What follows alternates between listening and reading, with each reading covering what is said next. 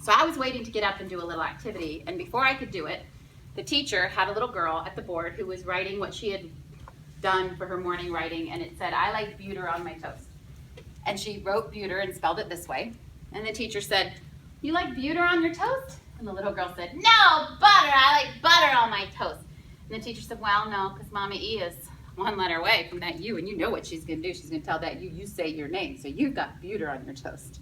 So the little girl started to change it, and the teacher wouldn't let her because she wanted to see if somebody else could do it. So she said, "Pick somebody else to come up, see if they can change it." So the little girl picked a little boy who came up, and the teacher was treating them like she was a doctor and they were student doctors, so she was really talking them through the patterning process. So she said, "Okay, so how are we going to move Mommy away so we can get that short and lazy U sound for butter?" So the kid that came up said, "We got to put another letter in there." And the teacher said, good job. So what are you going to do?" So this little guy, very cleverly, but thinking like a beginning first grader, he put another letter in there, but he put an L. And I think he did it because he didn't have to erase anything. He could just very carefully put it in, and then it was done. So less work. You know, they're always going to take the path of least resistance. So less work is what they're going to do. So the teacher, though, talking like a really good doctor and making them think through all the way, pull on that string and see where it goes, she said, "Well, good job. You put another letter in there. You move Mommy away, so that's good. Now Mommy can't get a hold of that U. He gets to be short and lazy. So we got the sound that we wanted. Problem is, we also got the L sound because we have to make the sound for the letter you put in there, and it's got its own sound. So now we've got butler. You know, you fixed one problem, but then another one. It's like kind of like saying you fixed the kidneys. They're back on board now, but look what happened to the heart by using that particular machine to do it. So then the kids are going, "No, butter, butter." And the teacher said, "Well, we can't just ignore the L sound." So then she said, "Pick someone to come up." So the little guy got to pick somebody else, and he picked a girl that was paying no attention to anything that had happened so far.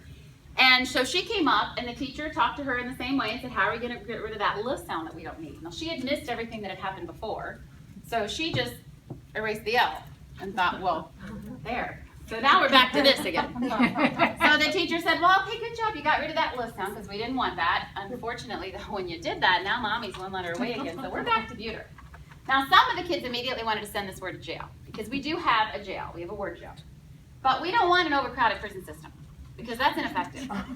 Just like an overcrowded word wall is ineffective. If you put so many words on your word wall that the kids who need the words in the word wall can't figure out which words they need because everything and its brother is in your word wall, that doesn't help. So we try to rehabilitate whenever possible, and we don't want to clog up our word jail. So the teacher said, "No, we're not putting this in word jail. We got to keep thinking through it."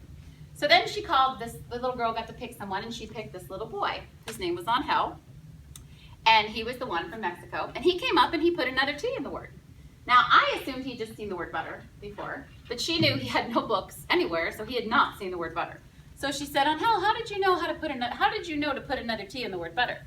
And then I could tell something was up because he had very broken English, and he said, "When we read book, you say same letter 2 times, one word, you say make sound just 1 time, so only," he's like thinking, you tell he's thinking, he's like, only letter put in this word, move Mommy away, not make new sound, another T.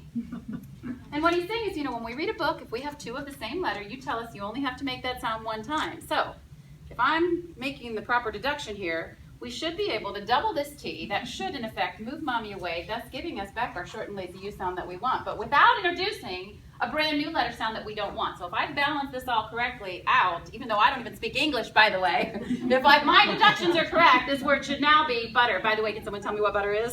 So the fact that, you know what I'm saying, how cool that is? I mean, that's the definition of a level playing field. Because how do you ever, kids that are in kinder that know how to spell the word butter have seen the word butter. They've read it before, it's been in books.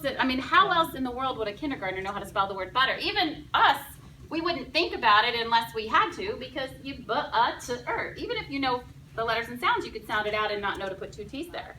So for him to be able to get around his lack of text experience by using critical thinking and logical deduction to meet the rest of the kids where they were, that's where the playing field is level. Otherwise, it's all about use it or lose it. And if you don't have a book at home with the word butter in it, too bad for you. You won't be putting another T in that word. And you won't know whether it's butter or butter, and that's if you can sound it out to start with. But to have an alternative path for kids to take who are not going to get practice for whatever reason.